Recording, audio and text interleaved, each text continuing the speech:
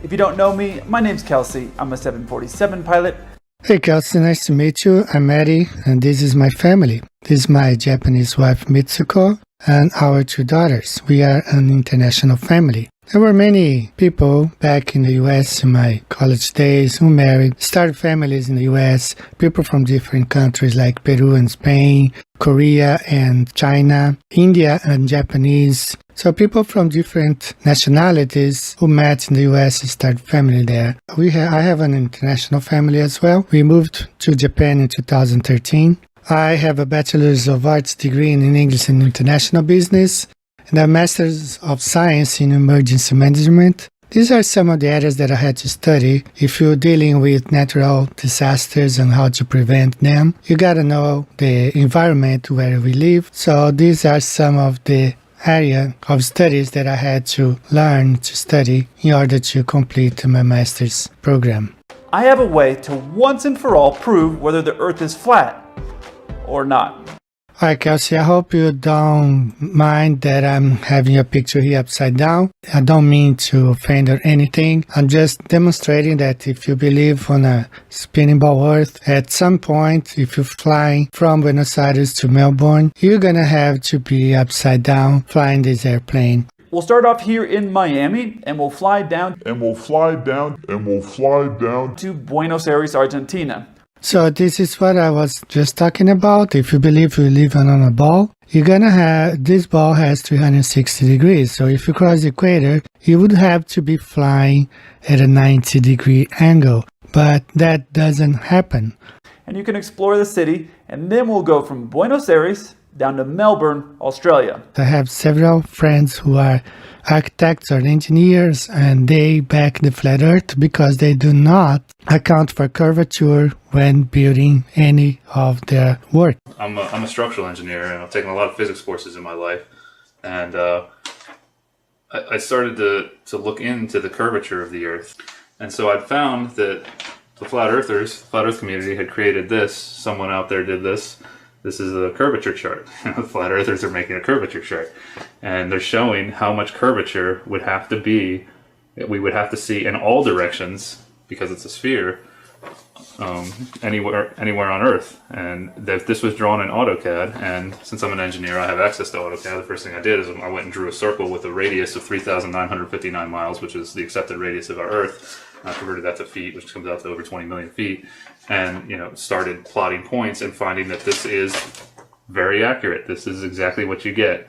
So this is an accurate curvature chart. If you can't see this 8 inches per mile drop, it's because you're not flying over a spinning ball. So here I have an example comparing the two models, the flat earth model and the spinning ball earth. What they call nonsense is what we observe day by day. We see boats and airplanes flying level. It matches reality, proven by experiments. It's common sense, supported by equipment like the gyroscope. I have an entire video on the altimeter you can look in my channel. Water always finds its level, and no flights over Antarctica is possible, as you're gonna see.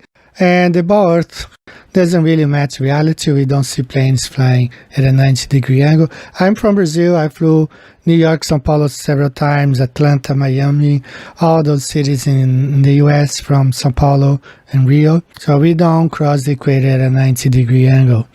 Doesn't match reality, not proven by experiments, doesn't make sense, not supported by flight equipments.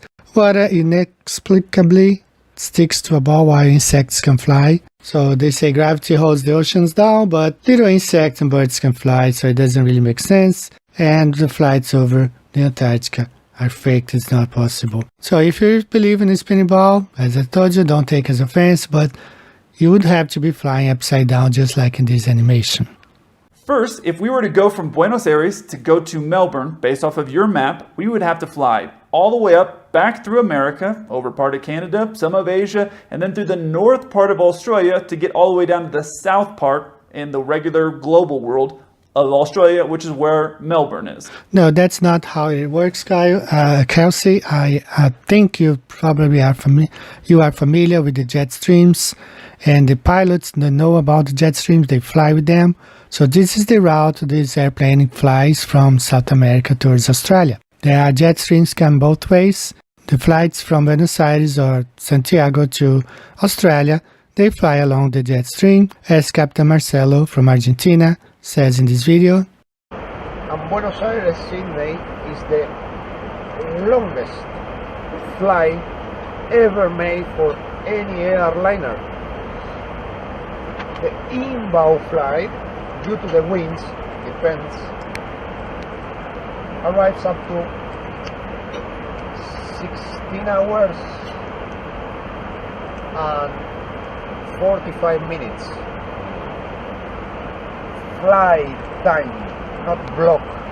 Just when you take off until... So this is how you fly from Miami to Buenos Aires. That matches the equipment that is in your airplane, 747. You don't adjust for curvature. You're not crossing the equator at a 90-degree angle. This is how you fly from Miami to Buenos Aires. I've flown from Miami, São Paulo, several times. São Paulo, New York, Atlanta, and Los Angeles. So this is how we fly from North America to South America. And this is how you fly from Buenos Aires to Melbourne. Now, I have written all over here Absal planes. I don't know if you are familiar with Absal planes and what they are. So I don't know if you have any other area of study besides being a pilot, because it's not necessary to have a college degree to become a pilot. All you need is a license. But if you are familiar, those Absal planes, those are among the flattest land on Earth. It means there is no curvature, so you cannot be flying over a ball if 60% of the oceans it's made up by these Absal planes. There's a section of abyssal plain, a kind of flat-lying section. So now here's the whole world ocean, and the color scheme is not quantified on here, but I can tell you basically what's going on. All the deep blue is abyssal plain, about 5 kilometers deep, and you see it a lot of places. An abyssal plain is an underwater plain on the deep ocean floor, usually found at depths between 3,000 meters (9,800 feet) and 6,000 meters (20,000 feet). Lying generally between the foot of a continental rise and a mid-ocean ridge, abyssal plains cover more than 50% of the Earth's surface. They are among the flattest, smoothest and least explored regions on Earth. And here is where the professor says all these darker area here are flat, meaning it's flat land. For more information on this flight route from Australia to South America, to watch my video, the Sydney to Santiago flight explained. It's here in my channel. But you can charter this aircraft and go anywhere you want to go. So you say that we can chart an aircraft from your company and we can go anywhere we can go. So my question to you is, why didn't you propose a flight over Antarctica to Perth and not Melbourne? Flat Earthers, we don't have any problems about flights to Australia from South America. We know how it flies. It flies along the jet stream. So we don't have any problems. But how about a flight from Buenos Aires to Perth? This is where the problem is. If you choose my airline to charter the 747 from, I will volunteer to fly that aircraft. So it would be very nice if you could take us to Perth from Buenos Aires and not to Melbourne, because we, Flat Earthers, we don't have any problems with that flight. We have checked it already. We know how it works. The compass favors the Flat Earth model, does not favor the globe Earth. But why not fly to Perth? He also mentioned to me that planes have never flown over Antarctica, which is not true. It is true. Airplanes cannot fly over Antarctica. And if you can prove us wrong, why don't you suggest that we fly from Buenos Aires to Perth instead? Because there is no other way to fly. You can fly over parts of Antarctica, which I'm going to show here, but you cannot really fly over the so-called continent of Antarctica. Here we are at the Great Circle map. This is Perth to Buenos Aires flight. Should be one shot over Antarctica. Distance is right here, 12,592 kilometers, around just over 7,000 miles. Should be an easy flight just fly over the Antarctica. You prove your point that it can be done, and you prove our flat Earth is wrong. We know these flights cannot take place. The same flight on Google Maps, see how weird it does not show over the Antarctica because it can be done. This matches perfectly with the flat Earth map, actually, flying Buenos Aires with the jet stream all around, arriving in Perth. So if you can see Antarctica right in the middle. If you want to go from Buenos Aires to Perth, if you can't go over Antarctica, which you cannot, you fly over with these winds. But this is what we just saw here. This really means that you're going around the perimeter of Antarctica, as we will see on the flat Earth map. You're not really flying over a spinning ball. It's impossible because this flight, these winds, look at this, 171 kilometers and 158 right here. This is supposed to be even faster than the spin of the Earth. It's impossible. Seems like you're pretty near to flat Earth. Seems like you have watched this documentary and you have all your ideas about the flat Earth based on this document. Well, this is a documentary made by globe believers, not by flat earthers. So it's just like you reading a book about Donald Trump written by the Antifa, or watching a movie, Dr. Martin Luther King movie made by the Ku Klux Klan. So if you watch this documentary, you think this is how flat earthers think. It's wrong, because this documentary was made by globe believers. Nobody falls off the flat earth. Flat Earth is just like a group of islands put together in the middle of a large ocean, surrounded by this land called Antarctica, which we don't know how far down it goes. So just picture this as an archipelago like this, a group of islands.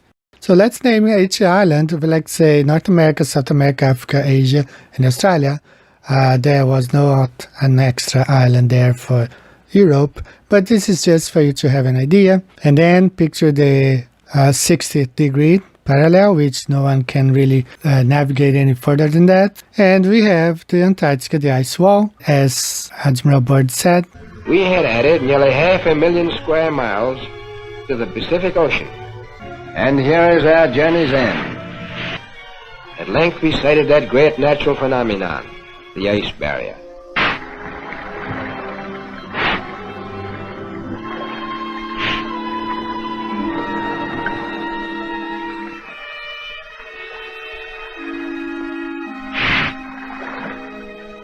And is no an ice, so we don't know what is beyond that point. We are not allowed. No independent researchers can go there and check what it is. Antarctica is the driest region on Earth, with the least average annual precipitation and the highest region in average elevation. It is also the coldest region. The lowest temperature ever recorded on Earth was minus 128 degrees Fahrenheit in 1983 at a Russian research station in Antarctica. Temperatures reach a minimum of less than minus 110 degrees Fahrenheit in winter in the interior and greater than 55 degrees Fahrenheit near the coast in summer. My personal belief is that there is a dome, but I don't know how far into Antarctica you have to travel until you get to the dome, to the limit, to the end of this plane. So I have a circle here. It can be 1,000 miles, 2,000 or 3,000 miles, I don't know, but I believe there is a limit. You cannot go farther. That's why you cannot fly over Antarctica. You fly over this tiny region here. This is what they say. They fly over Antarctica because they only fly over this tiny region here, which they call Antarctica, just this part here. So this is my questions to you. Why don't you propose a flight over Antarctica to Perth? From Argentina to Perth, this is the two choices you have. Actually, there were 17 pages of a lot of connections, but this is the one with the least connection. From Buenos Aires to Frankfurt or any other place in Europe, like let's say Paris or London. From there, you go to Singapore. You got to stop in Singapore. From Singapore, you go to Perth. This is what I found online. It makes no sense on the globe at all that you fly the opposite direction. Or you can fly from Buenos Aires to Houston. I found this option. 3 stops, because you stop in Houston, Los Angeles, you go to Sydney, and then you fly to Perth. Those were the easiest and the quickest options that I could find out of 17 pages that I searched through. There are other options. You go to Miami, Los Angeles, Sydney, Perth. Okay, it's pretty crazy to me. So why not propose a flight over Antarctica from Buenos Aires to Perth, according to the Globe Earth, only 7,000 miles, a little over than that. You should be able, if you fly with the winds, you should be able to make in 12 hours. So why don't you, that's my question to you, why don't you propose a flight from Buenos Aires to Perth? You can totally destroy flat Earth, and you will prove that the Globe Earth is true, because you will be able to fly over Antarctica.